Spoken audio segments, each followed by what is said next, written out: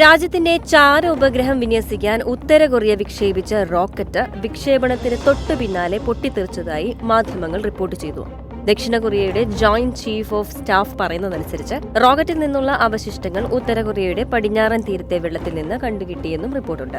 യുഎസിനെയും ദക്ഷിണ കൊറിയയെയും നന്നായി നിരീക്ഷിക്കാൻ ഒന്നിലധികം ഉപഗ്രഹങ്ങൾ പ്രവർത്തിപ്പിക്കാനുള്ള കിം ജോങ് ഉന്നിന്റെ പ്രതീക്ഷകൾക്ക് തിരിച്ചടിയാണ് ഈ പൊട്ടിത്തെറിയെന്നാണ് പറയപ്പെടുന്നത്.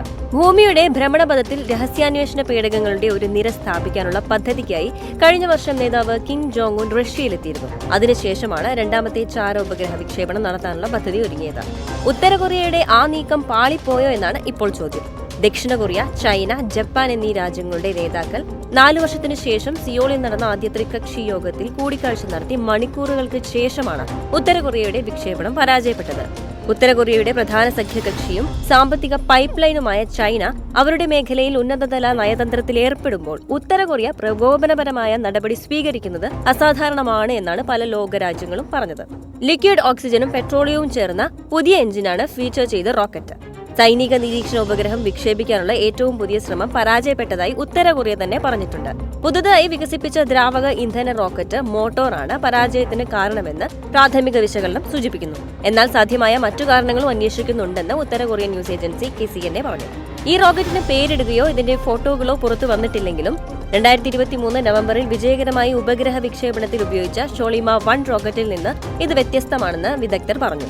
നിരവധി സ്ഫോടനാത്മക പരീക്ഷണ പരാജയങ്ങൾ നേരിട്ട ഷോളിമ 1 ഹൈപ്പർഗോളിക് ഇന്ധനങ്ങൾ ആണ് ഉപയോഗിക്കുന്നത്. റൂം ടെമ്പറേച്ചറിൽ സൂക്ഷിക്കാൻ കഴിയുന്ന പദാർത്ഥങ്ങളാണ് അവ. എന്നാൽ രണ്ടാമത്തെ ചാര ഉപഗ്രഹത്തിന് ഉപയോഗിച്ച റോക്കറ്റ് റഷ്യയുടെ സഹായത്തോടെ ഉത്തര കൊറിയ നിർമ്മിച്ചതാണ് എന്നാണ് ദക്ഷിണ കൊറിയയിലെ സയൻസ് ആൻഡ് ടെക്നോളജി പോളിസി ഇൻസ്റ്റിറ്റ്യൂട്ടിലെ ഓണററി റിസർച്ച് ഫെലോ പറയുന്നത്. ഈ ഇന്ധന സംവിധാനത്തിന്റെ ജ്വലന അസ്ഥിരത, അതായത് കമ്പഷൻ ഇൻസ്റ്റബിലിറ്റി പ്രശ്നങ്ങൾ പരിഹരിക്കുന്നതും വളരെ കുറഞ്ഞ താപനിലയെ നേരിടാൻ കഴിയുന്ന വസ്തുക്കളും ഭാഗങ്ങളും പ്രയോഗിക്കുന്നതും വളരെ ബുദ്ധിമുട്ടാണ് എന്നാണ് ഗവേഷകർ പറഞ്ഞത്. അങ്ങനെയാണെങ്കിൽ എന്തുകൊണ്ടാണ് ഉത്തര കൊറിയ പലപ്പോഴായി എഞ്ചിൻ തരങ്ങൾ മാറ്റുന്നതെന്ന് വിശകലന വിദഗ്ധർ ചോദ്യം ചെയ്തു. എന്നാൽ ബാലിസ്റ്റിക് മിസൈൽ ടെക്നോളജി പ്രോഗ്രാമുകൾ UN സെക്യൂരിറ്റി കൌൺസിൽ നിരോധിച്ചെങ്കിലും സിവിലിയൻ ബഹിരാകാശ പദ്ധതി നടത്താൻ പ്യോങ്യാങ്ങിന് ഇതിലൂടെ സാധിക്കുമെന്നാണ് പറയുന്നത്.